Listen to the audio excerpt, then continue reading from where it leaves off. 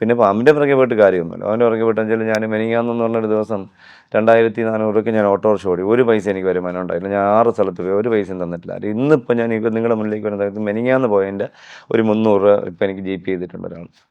അങ്ങനെ പിന്നെ അപൂർവം വരും. അത് തരുന്ന ആൾക്കാരുണ്ട്. തരുന്ന 25,000 രൂപ തന്ന ആൾക്കാരുണ്ട് പാമ്പിനെ പിടിക്കാൻ പൈസ. എനിക്ക് തോന്നുന്നു കോട്ടയം പാലയിലാണെന്നുള്ളത് 10 വർഷങ്ങൾക്ക് മുന്നെയാണ്.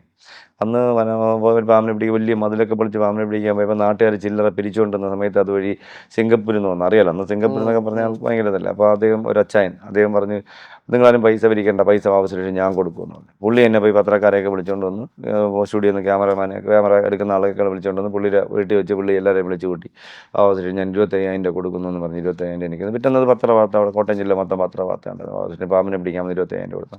അങ്ങനെയുള്ള ആൾക്കാരുണ്ട് ഉണ്ടായിട്ട് ഓരോ ജീവിതത്തിൽ ഒരു പ്രാവശ്യം അങ്ങനെ ഉണ്ടായിട്ടുണ്ട്. പിന്നെ അത് കഴിഞ്ഞ് ചില സ്ഥലത്തൊക്കെ പോയി കഴിഞ്ഞാൽ അവരുടെ ബുദ്ധിമുട്ടൊക്കെ മനസ്സിലാക്കിയിട്ടായിരിക്കും 2000, 1000, 3000 ചോദിക്കാറില്ല ഞാൻ. ചില സ്ഥലത്ത് ഞാൻ ചോദിക്കാറുണ്ട് കേട്ടോ. കാരണം എനിക്ക് ഒരു നിവൃത്തി വണ്ടിക്കൂലി ഇല്ലായിരിക്കുന്ന സമയത്ത് ചിലപ്പോൾ തിരിച്ച് വണ്ടിക്ക് വരാൻ പോലും പറ്റത്തില്ല. ഇപ്പം ഞാൻ ഈ അടുത്ത കാലത്ത് എനിക്ക് വണ്ടി ആക്സിഡൻ്റ് ആയതിനു ശേഷം ഞാനൊരു എന്താ പറയുക പാറശാലയ്ക്ക് കിടന്നൊരു വണ്ടി റെൻ്റായിട്ട് എടുത്ത് ഓടി. അതിലിനി ഒരു 50,000 അവർക്ക് കൊടുക്കാനുണ്ട്. അങ്ങനെ കുറേ ഉണ്ട്. ബാധ്യതകളേ ഉള്ളൂ ഇതിൻ്റെ പിറകെ നടന്നത്. പിന്നെ ജനങ്ങളെ സേവിക്കുന്നു എന്ന് പറയാം. പക്ഷേ പാമ്പുകളെ രക്ഷപ്പെടുത്തുന്നു എന്ന് ഞാൻ ചിന്തിക്കുന്നില്ല. കാരണം ഈ പാവപ്പെട്ട പറമ്പിലൊക്കെ ജീവിക്കുന്ന പാമ്പുകളെല്ലാം കൂടെ പിടിച്ച് കാട്ടിക്കൊണ്ട് വിട്ട് കഴിഞ്ഞാൽ അവിടെ അത് ജീവിക്കുമെന്നോ അല്ലെങ്കിൽ സർവേ ചെയ്യുന്നതിൻ്റെ ഒരു പഠനങ്ങൾ നമ്മുടെ നാട്ടിലില്ല. ഇത് പാവം അവിടെ കിടന്ന് പരസ്പര പൂരങ്ങളായിട്ട് തിന്ന് മരിക്കും. അവർക്ക് ഫുഡ് കിട്ടണ്ടേ. പിന്നെ ഒരു ദോഷം കൂടെ ഉണ്ടെന്നാണെന്നറിയാം. ഈ നാട്ടിൽ കിടന്ന പാമ്പുകളെല്ലാം കൂടെ കൊണ്ട് കാട്ടിൽ വിടുന്ന സമയത്ത് ഇപ്പം നമ്മൾ ശബരിമല കാടുകളിൽ ഇപ്പം ഞാൻ പഞ്ചാരമണ്ണ് എന്നൊക്കെ പറഞ്ഞ സ്ഥലത്ത് ഉള്ളിലേക്ക് പഞ്ചാരമണ്ണ് നമ്മൾ 2 പഞ്ചാരമണ്ണുണ്ട്. പ്ലാപ്പള്ളിക്കടുത്ത് അല്ല ഉള്ളിൽ ഗവിയിലേക്ക് പോകാൻ പഞ്ചാരം. അപ്പം ഞങ്ങൾ ആറാട്ടായിട്ട് പാമ്പിനെ കൊണ്ട് തുറന്നിടാൻ പോകുന്ന സമയത്ത് ഞങ്ങൾ ഒരു പ്രാവശ്യം ചെല്ലുമ്പോൾ ചൂളക്കാക്ക എന്ന് പറഞ്ഞ ചെറിയ ബേഡ്സ് ഈ താഴെത്തട്ടിൽ മുട്ടയെടുത്ത് വിരിയുന്നൊരു സാധനമുണ്ട്. അത് നമ്മൾ നോക്കിയപ്പോൾ ഹമ്മിങ് ബേഡ്സ് ഒരുപാടുണ്ടായിരുന്നു. പിന്നെ അതിന് ബുൾബുളുണ്ടായിരുന്നു. കുറേ കഴിഞ്ഞ് നമ്മൾ 2 വർഷം കഴിഞ്ഞ് വീണ്ടും അവിടെ പാമ്പിനെ പിടിക്കാൻ ചെന്നപ്പോൾ ഈ സാധനങ്ങളൊന്നും അവിടെ ഇല്ല. അപ്പോൾ ഇവരെല്ലാം താഴെയല്ലേ മുട്ടയിടുന്നത്. അപ്പോൾ ഇവന്മാർ ഈ കൂട്ടി കയറി കുഞ്ഞിനെയും തള്ളയും കൂടെ അവർ ഭക്ഷിക്കുന്നു. അപ്പോൾ ഇവർക്ക് എന്ത് സാധനം എവിടെ കൂടിയാലും ഒന്നിന് മറ്റുള്ളതിന് അപകടമായി മാറും. അങ്ങനെ യാതൊരു സംശയം സന്തുലിതാവസ്ഥ നഷ്ടപ്പെടും. അപ്പോൾ നമ്മൾ ഇവിടെ നിന്ന് പിടിച്ച് അവിടെ കൊണ്ടുപോയി അവിടെ ഇല്ല. അപ്പോൾ അപ്പോഴെന്താ സംഭവിക്കുക? ഇനി കുറേ കാലം കഴിഞ്ഞ് ഇങ്ങനെ ചെയ്യുമ്പോൾ അവിടെ ഉണ്ടാകുന്ന ഹമ്മിങ് ബേഡ്സ് മറ്റേ വനത്തിൻ്റെ പച്ചിലകളെ നശിപ്പിക്കുന്ന ജീവികളെ തിന്നുന്ന പക്ഷികളൊക്കെ ഇല്ലാതാകുമ്പോൾ അവർ വർദ്ധിക്കും. അപ്പോൾ നമുക്ക് പച്ചിലകൾ നഷ്ടപ്പെടും. അപ്പോൾ നമുക്ക് കാടിൻ്റെ വന്യത കുറയും. അത് നമുക്ക് എന്തായാലും പ്രശ്നമില്ല. അതുകൊണ്ട് ഞങ്ങൾ ചെയ്യുന്നതാണിപ്പോൾ 2 പാമ്പിനെ എടുത്ത് വിട്ടാൽ 2 പാമ്പിനെ അങ്ങനെയാണ് ഞങ്ങൾ പിന്നെ അവസാന കാലഘട്ടങ്ങളിൽ വിട്ടുകൊണ്ടിരുന്നത്. അത് ഞങ്ങളെ പഠനമാണ്. എന്നിട്ട് ഞാൻ അന്നത്തെ ആറാട്ട് വനംവകുപ്പിൽ ഓരോരുത്തരും അങ്ങനെ വേറെ ആരും ചെയ്തിട്ടില്ല. ഒരു സ്ഥലത്തും ചെയ്തിട്ടില്ല. ഇന്ന് പലരും പാമ്പിനെ പിടിച്ച് കാട്ടിക്കൊണ്ട് വിടണമെന്ന് പറഞ്ഞാൽ ആളില്ലാതെ ഏതെങ്കിലും കുറ്റിച്ചെടിയുടെ മൂട്ടി കൊണ്ട് വെച്ചിട്ട് ഫോട്ടോ എടുക്കുന്നു. ആ പാമ്പിനെ തന്നെ കുപ്പി ചാക്കോടി വേറെ സ്ഥലത്ത് കൊണ്ട് വെച്ചിട്ട് ഫോട്ടോ എടുക്കുന്നു. എന്തിനാണെന്ന് അറിയാമോ? ഞാൻ ഇത്രണ്ണം പിടിച്ചു എന്ന് കാണിക്കും. ഞങ്ങൾക്ക് 100 കണക്കിന് തെളിവുകൾ ഞാൻ തരാം. ഇതാണ് ഇന്ന് നടക്കുന്നത്. ഞാനിപ്പോൾ പിടിക്കുന്ന എൻ്റെ ഡയറി പരിശോധിച്ച് ഞാൻ എവിടെ പോയാലും അവരുടെ വീട്ടിൽ നിന്ന് അഡ്രസ്സ് എഴുതി വാങ്ങും. ഫോൺ നമ്പർ എഴുതി വാങ്ങി എല്ലാം എഴുതി വാങ്ങിയിട്ട് പാമ്പിൻ്റെ ഐറ്റം ഏതാണ് പാമ്പ് എന്ന് ഇനവും കൂടെ എഴുതി വാങ്ങും. അങ്ങനെയൊക്കെ ചെയ്യാറുണ്ട്. അപ്പോൾ വന്യത നഷ്ടം. അപ്പോൾ ഇങ്ങനെ ഒരുപാട് പ്രശ്നങ്ങളുണ്ട്. പിന്നെ ഇതുപോലെ തന്നെ ഇപ്പം ഞാൻ പാമ്പിനെ ഇങ്ങനെ തലയിൽ പിടിക്കുമ്പോൾ പാമ്പ് മരിച്ചു പോകുന്നതാണ് ഇവർ പറയുന്നത്. ഞാനിപ്പോൾ 2006 2 3 രാജവെമ്പാല അങ്ങനെ പിടിച്ചിട്ടുണ്ട്. ആദ്യത്തെ കാലഘട്ടം 2 3 രാജ. പിന്നെ അത് കഴിഞ്ഞ് ഞാൻ ഇങ്ങനെ ചുമ്മാ കളിച്ച് കാണിക്കുകയാണ് ചെയ്തിട്ട്. അതാണ് അവർ മറ്റേ ആ ചാനൽ പരിപാടി പറഞ്ഞൊരു ഞാൻ ചോദിക്കുന്നത് ഇന്ത്യയിൽ ഇരുള സൊസൈറ്റിക്ക് മാത്രമേ പാമ്പിൻ്റെ വെനമെടുക്കാൻ പെർമിഷൻ ഉള്ളൂ. അപ്പോൾ അവർ സൊസൈറ്റിക്കാർ കാട്ടിൻ്റെ അവിടെ കൊണ്ടുവച്ച് കുപ്പി വെച്ചിട്ട് പാമ്പിനെ വിളിക്കുമ്പോൾ പാമ്പ് വന്ന് വെനയിൽ തുപ്പിയിട്ട് കടിച്ചു വെച്ചിട്ട് പോകും. തലയിൽ കുത്തി പിടിച്ച് കടിപ്പിച്ച് തന്നെയാണ് എടുക്കുന്നത്. അപ്പോൾ അവരൊക്കെ പൊട്ടന്മാരാണ്. ആ പാമ്പുകളൊക്കെ ചത്തു വീണ ചെയ്യുന്നത്. പിന്നെ ഉള്ളതെന്ന് വെച്ചാൽ ഈ ലോകത്തുള്ള സയൻറ്റിസ്റ്റുമാർ റിസർച്ച് സെൻറ്ററിൽ സ്നേക്ക് വെനം റിസർച്ച് ചെയ്യുന്ന പാമ്പുകളിലൊക്കെ പാമ്പടിയിൽ നിന്ന് മരുന്നൊക്കെ കണ്ടുപിടിച്ച ആൾക്കാരൊക്കെ വെനം മിൽക്കിനെ തലയിൽ പിടിച്ചിട്ടാണ്. തലയിൽ പിടിച്ച് ആ പാമ്പ് മരിച്ചു പോകുന്നുണ്ട്. അവരതിനെ ഉടനെ അവിടെ തന്നെ വളർത്തുകയാണ് ചെയ്യുന്നത്. എത്ര കാലം അത് ജീവിക്കും? അപ്പോൾ ഇതൊക്കെ അടിസ്ഥാനപരമായിട്ട് ഇത് എനിക്ക് നേരെ എന്നെ ടാർഗറ്റ് ചെയ്തുകൊണ്ട് മാത്രം ചെയ്യുന്ന കുറേ സംവിധാനങ്ങളാണ്. ഞാൻ 2006 പിടിക്കുന്നത്.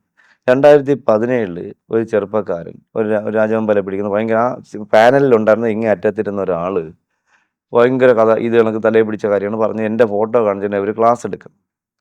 ഞാൻ പാമ്പിനെ കഴുത്തിട്ടിരിക്കുന്ന രാജവെമ്പാല 2006 പിടിച്ചൊരു ഫോട്ടോ കാണിച്ചിട്ട് ഇങ്ങനെ പിടിക്കാൻ പാടില്ല അങ്ങനെ പിടിക്കാൻ പാടില്ലെന്ന് ക്ലാസ് എടുക്കും.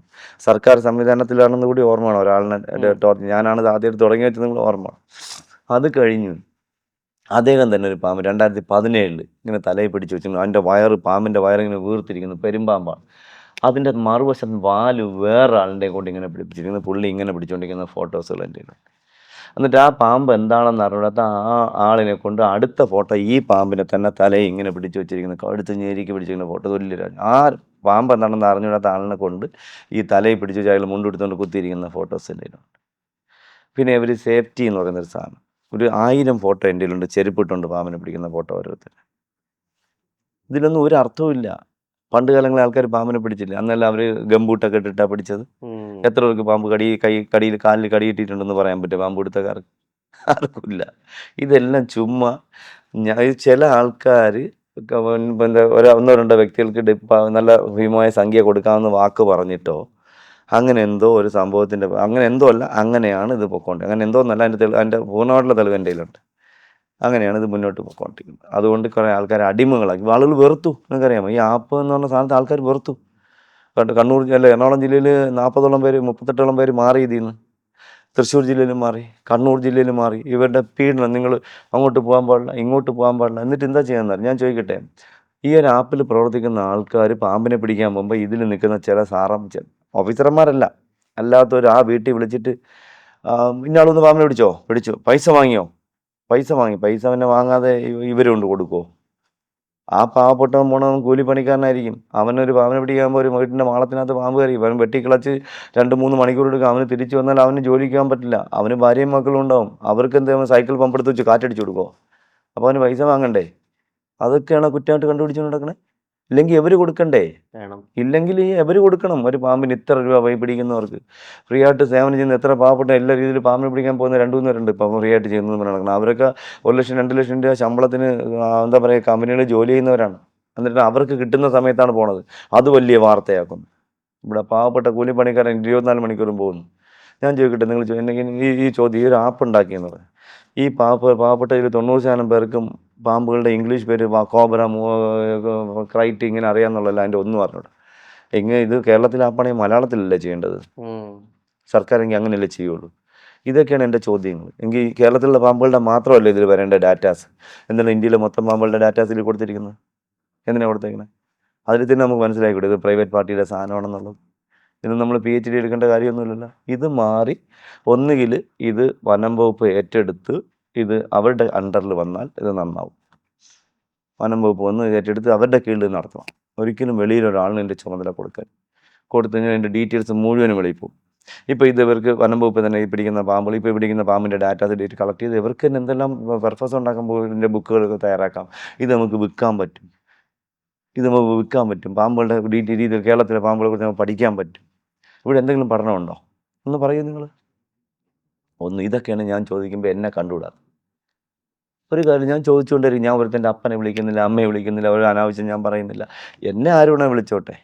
ഇപ്പം നമ്മുടെ ഭാരതം ഭരിക്കുന്ന രാഷ്ട്രീയ പാർട്ടി പ്രതിപക്ഷം ഇല്ലേ അവിടെ? പ്രതിപക്ഷം ഇല്ലേ? അപ്പോൾ എന്തെങ്കിലും മോശം വന്നാൽ അത് അവർ പ്രതികരിക്കുന്നുണ്ടല്ലേ അവർ നേരെയാവുന്നത്? സംസ്ഥാനം ഭരിക്കുന്നു, പ്രതിപക്ഷം ഇല്ലേ? അപ്പോൾ അവർ പറയുന്നുണ്ടല്ലേ അവർ ചില കേസുകൾ ചെയ്യാൻ വരുമ്പോഴത്തേക്കും അത് നേരെയാക്കുന്നത്.